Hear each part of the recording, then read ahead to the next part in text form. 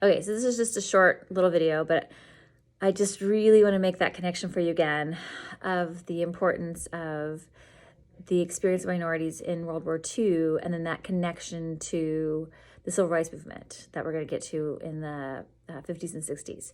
So, again, the textbooks notes this. I put it in the lecture, but if we were meeting in class, I'd say it every single time we talked about a different group, and I just keep reminding you. So I just wanted to end with that reminder again, right? For people of color, when they're serving in the war, the African-American troops, it's that double victory campaign. And even when they're, serving and they're overseas, when they walk into a cafe in France, they aren't told they can only sit in a certain part of the cafe, right? But they come here to the United States, where they're home, they've been fighting for freedom, and then they get here and they aren't free.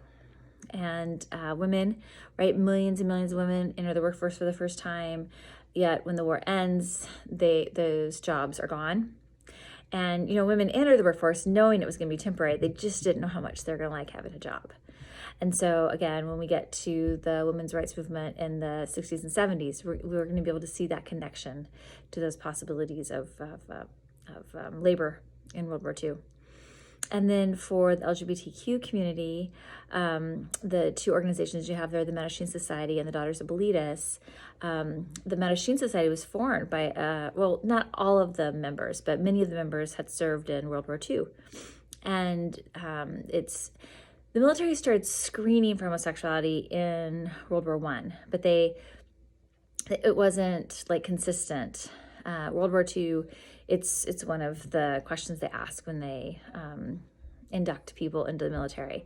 And if an individual acknowledges, they'll ask the person if they're homosexual, and if the person acknowledges that they are homosexual, then they're deemed unfit for service. Because we had mentioned this in the context of the 20s, that this is the beginning of seeing homosexuality as a sickness.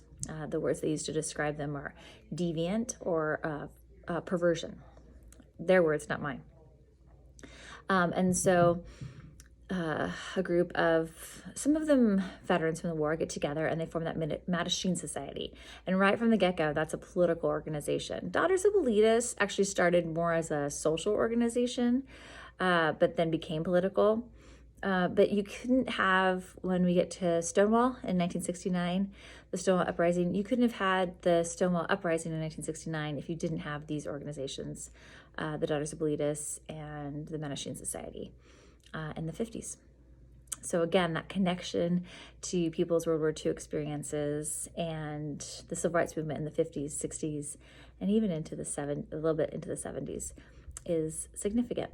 Okay, if you have any questions, put those in the module, discussion board, and take care.